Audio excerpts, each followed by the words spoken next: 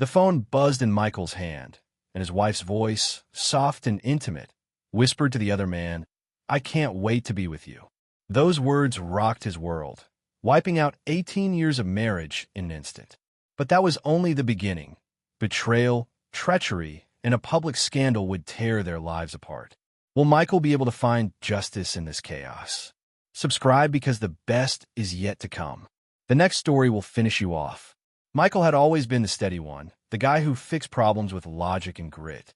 Growing up in a working-class Chicago neighborhood, he learned early that trust was earned, not given. He met Emily at Northwestern University, where he was studying computer science and she was tackling a business degree. She was vibrant, with sharp green eyes and a laugh that could light up a room. They clicked instantly, bonding over late-night study sessions and shared dreams of a stable future. After graduation, they married, built a life, and raised 2 kids. Their Lincoln Park home, with its cozy backyard and family photos lining the walls, was a testament to their hard work. Michael loved his routine, coding by day, coaching Jacob's soccer team, helping Sophia with her art projects, and stealing quiet moments with Emily over coffee or a glass of wine. He thought they were a team, unbreakable. But lately, Emily had been distant. She'd started staying late at work, claiming big projects at the bank. Her phone was always buzzing, and she'd step away to answer calls, her voice low and guarded. Michael noticed her new dresses, the way she'd linger in front of the mirror, but he chalked it up to a midlife boost in confidence. She's still gorgeous, he'd think, proud of her. He didn't question the late-night texts or the way she'd avoid his gaze during dinner. Maybe she was stressed, he reasoned. Maybe it was just a phase. He trusted her completely. After all, they'd built a life on fidelity and mutual respect. That evening, as the Cubs hit a home run, Michael cheered, startling Buddy. The front door creaked open, and he assumed it was Emily returning from her friend Sarah's place. But she didn't call out her usual "Hey, hon." Instead, he heard her footsteps pause in the hallway, hesitant. When she finally entered the living room, her face was pale, her hands fidgeting. She sat on the edge of the couch, avoiding his eyes. "Michael, we need to talk," she said, her voice barely above a whisper. He muted the TV, a knot forming in his stomach. Her next words hit like a freight train. "I want to feel desired again. By someone else. Just once, to know I'm still me." Michael's mind reeled. The beer in his hand felt heavy, the room too quiet. "You're serious?" he managed, his voice cracking. "After 18 years, you want to throw us away for some thrill?" Emily's eyes flickered with defiance, but her voice was steady. "It's not about us, Michael.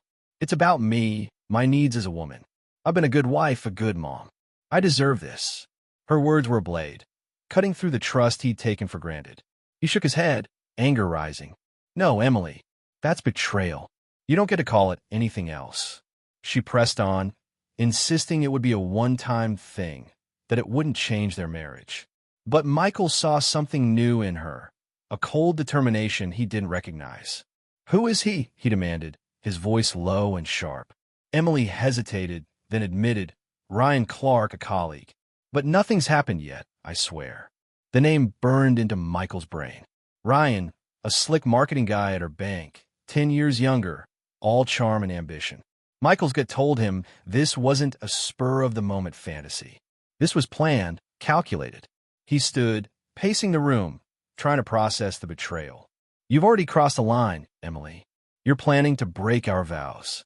Emily's face hardened. "I'm telling you because I respect you. I could have hidden it, but I didn't." Michael laughed bitterly. "Respect? You call this respect?"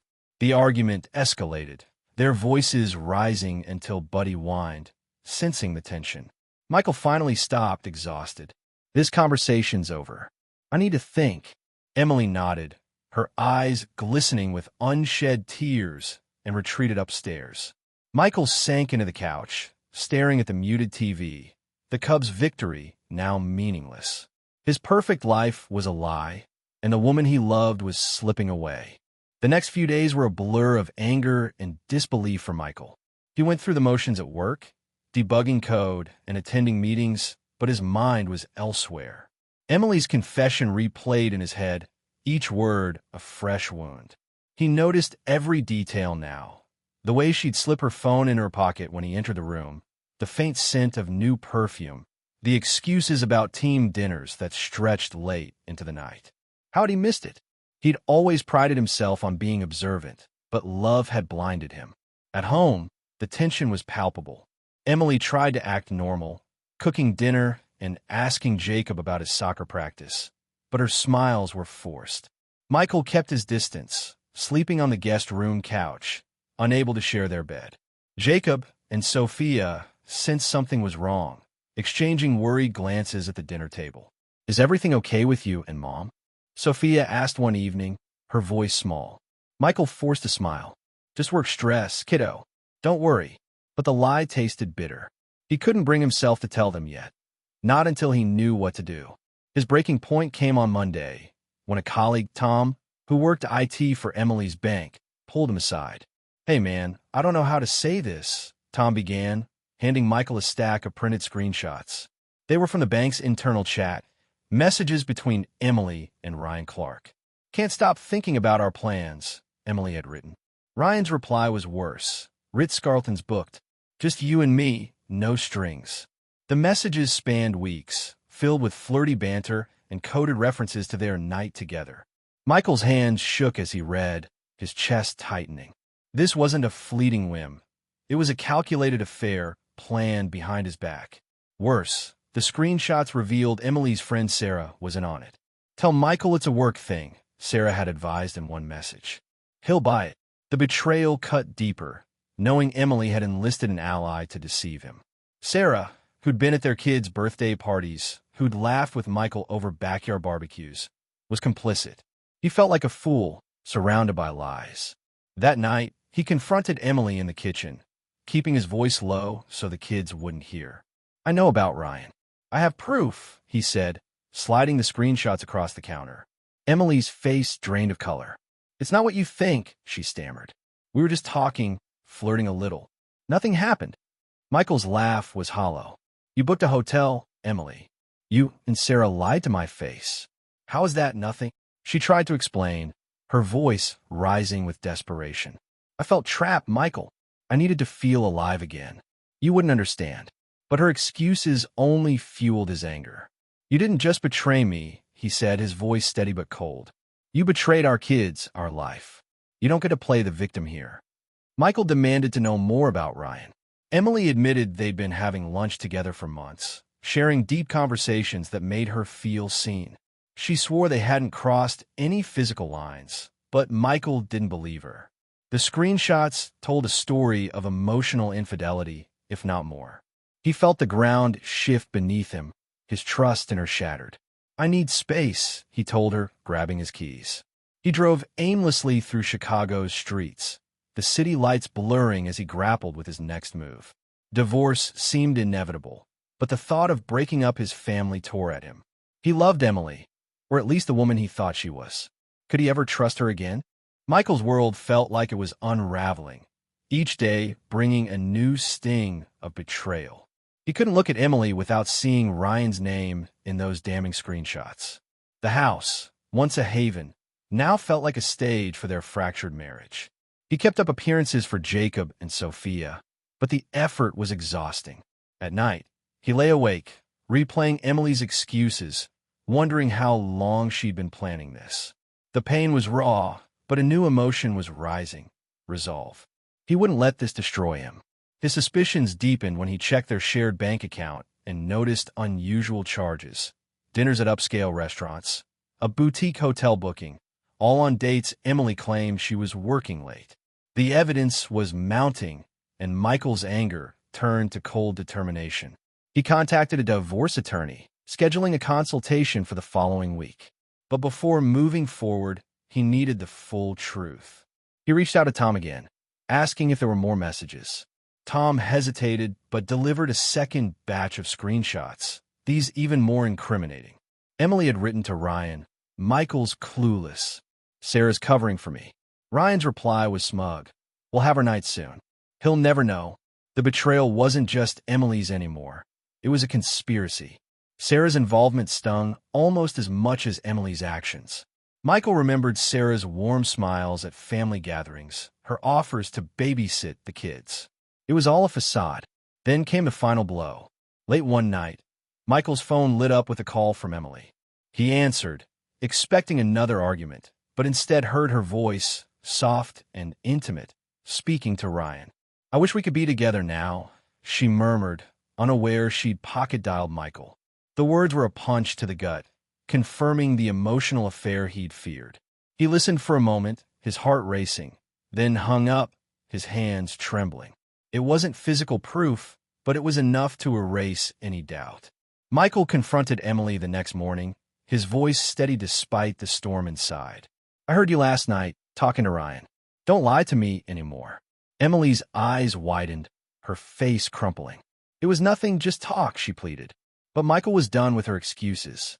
"You've been lying for months, planning this with Sarah, hiding money, sneaking around. You call that nothing." Emily broke down, sobbing, but Michael felt no pity. Her tears were for herself, not for the family she'd betrayed. He decided to act, but not out of vengeance, out of need for justice.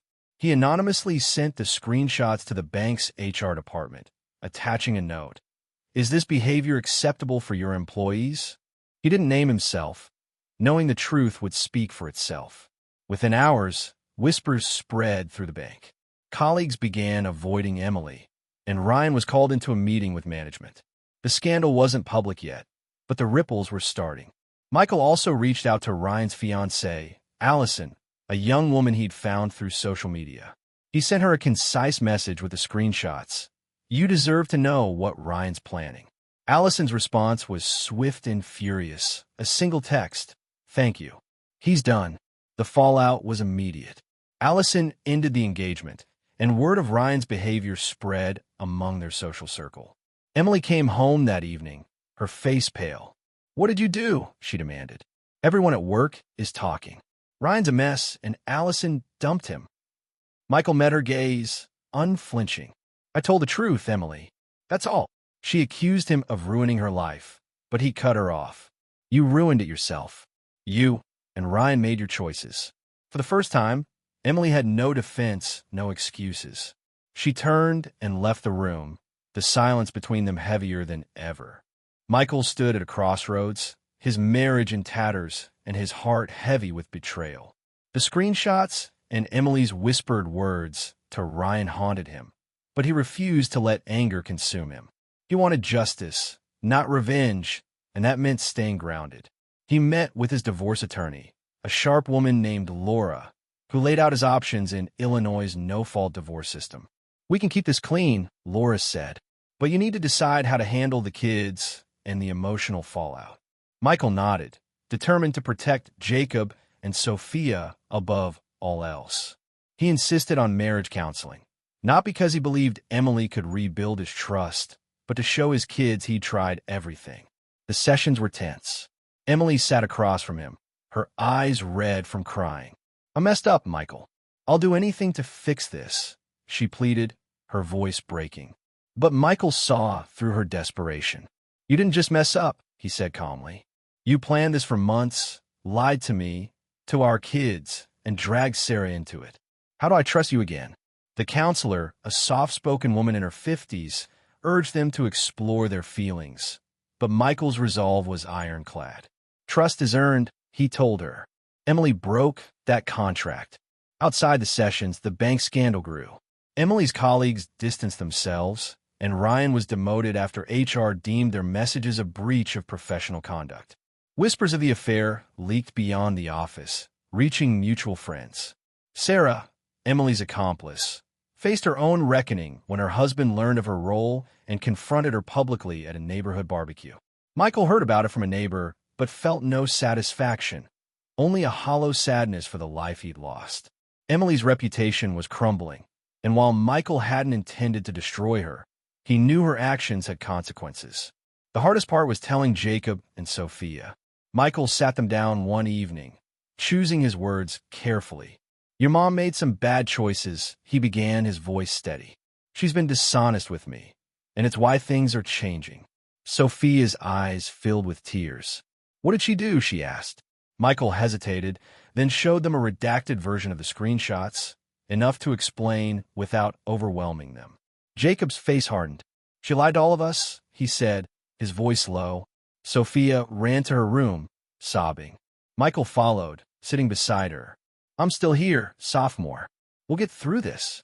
She nodded, leaning into his shoulder, and for the first time, Michael felt like he was anchoring his family through the storm. To cope, Michael started therapy, meeting weekly with a counselor named David who helped him process his grief and anger. "You're not just losing a marriage," David said. "You're losing the future you imagined. That's a real loss." Michael threw himself into self-care, hitting the gym, reconnecting with old friends, and spending evenings sketching with Sophia or kicking a soccer ball with Jacob. He was rebuilding himself, piece by piece, determined not to let Emily's betrayal define him. He also contacted Allison, Ryan's ex-fiancée, to thank her for her strength. "You didn't deserve this either," he wrote. Her reply was kind. "We're better off without them." At home, Emily grew frantic, begging Michael to reconsider. "I ended things with Ryan," she said one night, her voice trembling. "I'll quit my job, go to therapy, anything you want." But Michael saw her promises for what they were. Too little, too late. "You didn't end it because it was wrong," he said. "You ended it because you got caught." Emily's silence confirmed his words. Michael knew divorce was the only path forward, not out of spite, but because he deserved a life built on honesty. He was learning to value himself again, and that meant letting go of the woman who'd shattered his trust. The divorce finalized after 9 months, a quiet end to a turbulent chapter. Michael and Emily sold their Lincoln Park home, splitting the proceeds evenly. The kids, now living primarily with Michael in a new apartment downtown, adjusted slowly. Jacob threw himself into soccer, using it as an outlet, while Sophia found solace in her art, often sketching with Michael late into the night. They were hurt but resilient, and Michael's steady presence gave them stability. Emily moved to a smaller condo across town, her career in tatters after the bank scandal. She'd been let go for violating company ethics, and her social circle shrank as friends distanced themselves. Sarah, her former ally, faced her own fallout, ostracized by mutual acquaintances after her role came to light. Ryan, meanwhile, left Chicago for Cleveland, his reputation damaged and his prospects dimmed. Michael didn't revel in their downfall. Justice, he realized, wasn't about gloating, it was about reclaiming his life. He'd fought for fairness through legal means, using truth as his weapon. The screenshots he'd sent to HR, the message to Allison, the recorded call, all were calculated steps to expose Emily's betrayal without stooping to vengeance. His therapy sessions with David helped him process the pain, teaching him to let go of anger. "You've shown your kids what integrity looks like," David said during their final session. "That's a legacy." Michael nodded, feeling a quiet pride. He'd chosen dignity over destruction, and it had set him free. Life began to bloom again. Michael's new apartment, with its view of the Chicago skyline, felt like a fresh start. He decorated it with Sophia's artwork and a soccer trophy Jacob had won, small reminders of what mattered. At work, he landed a promotion, his focus sharper than ever. Friends rallied around him, inviting him to barbecues and game nights, and he found himself laughing more, the weight of betrayal lifting. One evening, at a gallery opening in River North, he met Caitlin, a 45-year-old art curator with warm brown eyes and a quick wit. They bonded over a shared love of abstract paintings, and when she asked him to coffee, he said yes without hesitation. Caitlin was different, open, grounded, and fiercely independent. She'd been through her own divorce and understood the scars betrayal left behind. Their relationship grew slowly, built on mutual respect. Michael introduced Caitlin to Jacob and Sophia after 6 months, nervous but hopeful. Sophia warmed to her first, charmed by Caitlin's knowledge of art, while Jacob took longer, still protective of his dad. But at a family dinner, when Caitlin helped Jacob perfect his penalty kick in the park, Michael saw his son smile in a way he hadn't in months. "She's cool, Dad," Jacob said later. Michael exhaled, relieved. Caitlin wasn't a replacement for Emily. She was a partner in a new chapter, one Michael hadn't expected but welcomed. 2 years later, Michael and Caitlin married in a small ceremony by Lake Michigan, surrounded by family and friends. Jacob and Sophia stood by his side, proud of their father's strength. Emily attended Sophia's high school graduation a month later, but her interactions with Michael were brief, polite, and distant. She'd remarried, but her new relationship faltered, and Michael heard through mutual friends that she still blamed him for her unraveling life. He felt no need to correct her. His focus was forward, on his kids, his wife, his rediscovered sense of self. Michael often thought back to that fateful night when Emily's words had shattered his world. He'd been tested, pushed to the edge of despair, but he'd emerged stronger. He'd taught his children that betrayal didn't define them, that justice could be won through honesty and resilience. As he watched Caitlin laugh with Sophia over a canvas or cheer Jacob at a soccer match, Michael knew he'd built something real, something lasting. He'd lost a marriage, but he'd gained a life rooted in truth, and that was victory enough.